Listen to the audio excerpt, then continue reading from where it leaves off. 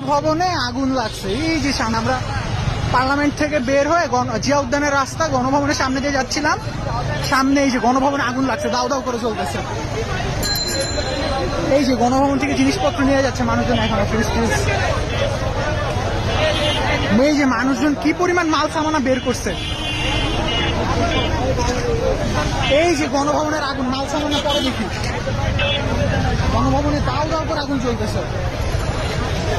বাইরে আমরা ভিতরেও নয়, বাইরে তাও দেখা যাচ্ছে আগুন।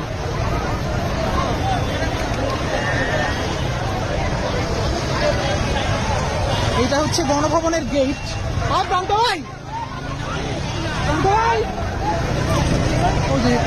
আসো আসো এদিকে আসো। আগুন আগুন, গণভবনে আগুন।